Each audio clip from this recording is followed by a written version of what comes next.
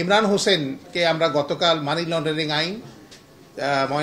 আইনের 4-এর 2 ধারা এবং 4 ধারায় তাকে অর্থ পাচার, অবৈধভাবে চোরাচালানির মাধ্যমে গরু আমদানি এবং বিভিন্ন জালিয়াতি এবং প্রতারণার অভিযোগে তাকে গ্রেপ্তার করা হয়েছে এবং তার বিরুদ্ধে মানি লন্ডারিং আইনে মামলা রুজু করা হয়েছে।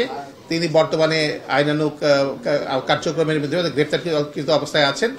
এছাড়া তার প্রতিষ্ঠান এগ্রো যে লিমিটেড তার এবং তার যে ওখানকার ব্যবস্থাপনা পরিচালক তাদের বিরুদ্ধে আমরা আইনানুগ, এছাড়া আরও 5-7 জনের বিরুদ্ধে আমরা আইনানুগ ব্যবস্থা কার্যক্রম গ্রহণ করছি।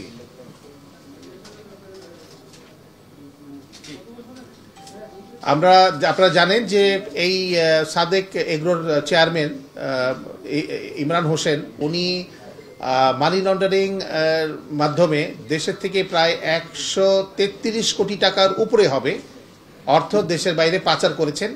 তাছাড়া উনি বিদেশ থেকে সরকারি যে নীতি রয়েছে যে আপনার কৃত্রিম গো প্রজনন কেন্দ্রে সাভারের যে আপনার যে সরকারি যে নীতিমালা রয়েছে, নীতিমালার বাইরে গিয়ে উনি ব্রাহ্মা জাতের বেশ কয়েকটি গরু, প্রায় 15টি গরু দেশে আমদানি করে 11 কোটি টাকার উপরে বিভিন্ন ওনার প্রতিষ্ঠানের নামে এফডিআর করে পরবর্তী পর্যায়ে এফডিআরকৃত টাকাগুলো দেশের বাইরে লন্ডার করা হয়েছে। তো বিভিন্ন অভিযোগের বিরুদ্ধে তাকে গ্রেফতার করা হয়েছে এবং বর্তমানে এটি বিচারাধীন বিষয়। আমাদের তদন্ত কার্যক্রম শুরু হয়েছে। গতকাল যেহেতু উনি গ্রেপ্তার হয়েছেন, তদন্ত কার্যক্রম শুরু হয়েছে। আমরা হয়তো বা আরও নিকট ভবিষ্যতে আপনাদেরকে আরও এই বিষয়ে বিস্তারিত জানাতে পারবো। মানি লন্ডারিং আইন অনুযায়ী সরকারি কর্মকর্তার কোনো সংশ্লিষ্ট থাকলে সেটি দুদক তদন্ত করে। মানি লন্ডারিং আইন অনুযায়ী সরকারি যে কোনো কর্মকর্তার যদি মানি লন্ডারিং এর সাথে সম্পৃক্ততা পাওয়া যায় সেটির তদন্ত করবে দুর্নীতি দমন কমিশন। আমরা তদন্তের স্বার্থে এই মুহূর্তে তার বিস্তারিত এই সবগুলো জিনিস আমার মনে হয় প্রকাশ করাটা সমীচীন হবে না। তার নাম আমরা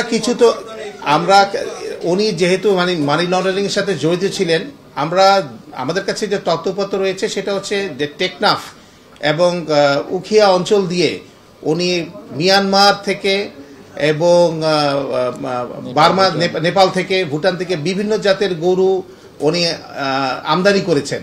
যেহেতু এটা একটা বিরাট বড় এরিয়া, অনেক বড় একটা পোরাস বর্ডার, আমাদের ধারণা যে হয়তোবা এখানে অন্য কেউ কোনো ব্যক্তি এবং গোষ্ঠী তাদের সাথে জড়িত থাকতে পারেন। তবে এই বিষয়টি তদন্তাধীন রয়েছে, আমরা সামনে আপনাদেরকে জানাতে পারবো। আমরা উনি যে মানি লন্ডারিং করেছেন এই বিষয়ে আমরা কিছু ব্যাংকিং অবৈধ লেনদেনের আমরা তথ্য পেয়েছি।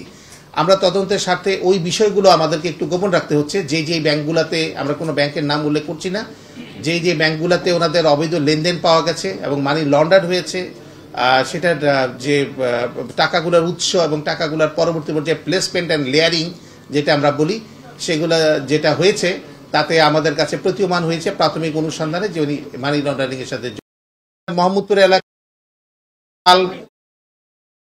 করে এখানে অবৈধভাবে ব্যবসা করেছেন। তাছাড়া ওনার নামে প্রচুর জমি, আমরা প্রাথমিক তদন্তে যেটা জানতে পেরেছি প্রচুর স্থাবর সম্পত্তির অনেক প্রমাণ পাওয়া গেছে। আরো বেশ কিছু সম্পদ আমরা খুব দ্রুতই, যেগুলো আমাদের হাতে এখনো এসে পৌঁছেনি, আমরা আপনাদেরকে এই তথ্যগুলো ভবিষ্যতে দিতে পারবো। এখন প্রাথমিক অবস্থায় আমরা থাইল্যান্ড সহ বিভিন্ন দেশগুলোর কথা শুনছি, কিন্তু আমরা আগামীতে যখন তদন্ত হবে এই বিষয়ে সুস্পষ্ট ধারণা আপনাদেরকে দেব।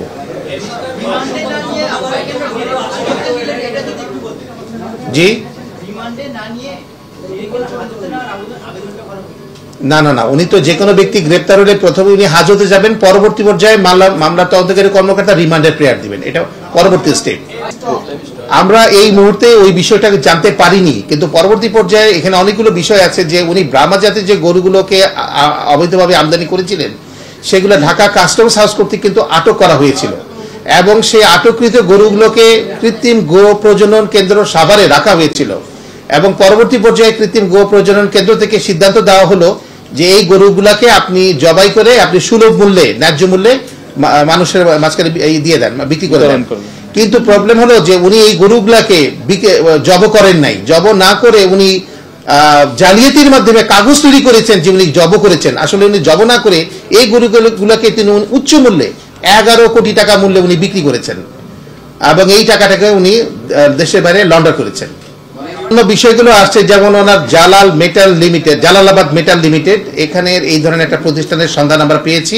সেই বিষয়ে আমরা তদন্ত চলছে, আমরা আরো বিস্তারিত বিষয়গুলো আপনাদের জানাতে পারবো। তবে আপনার কথাটি গুরুত্বপূর্ণ যে হ্যাঁ, ইন্টারফেস হিসাবে হয়তো উনি খামারের ব্যবসা এবং উচ্চ বংশীয় গরু ছাগলের বিজনেস এগুলো হয়তো করতে পারেন, এবং হয়তোবা এর আড়ালে উনি আরো অনেক কিছু করেছেন যেগুলো তদন্তাধীন রয়েছে। তবে প্রাথমিক অনুসন্ধানে আমরা কিন্তু ওনার নামে প্রচুর সম্পত্তির স্থাবর সম্পত্তির প্রমাণ পেয়েছি। আপনারা যেহেতু মানি লন্ডারিং এর বিষয়টি জানতে পেরেছেন, সেই সাথে কালো টাকা সাদা করার কোনো পরিকল্পনা ছিল নাকি ওনার, এই ধরনের কিছু জানতে পেরেছেন? এই বিষয়টা এই মুহূর্তে মন্তব্য করা ঠিক হবে না, কারণ হচ্ছে তদন্ত চলছে। আপনারা শুধুমাত্র প্রাথমিক যে তথ্যগুলো আমরা পেয়েছি সেগুলো আমরা আপনাকে জানাচ্ছি। ঢালাইয়ের সেরা প্রিমিয়ার সিমেন্ট।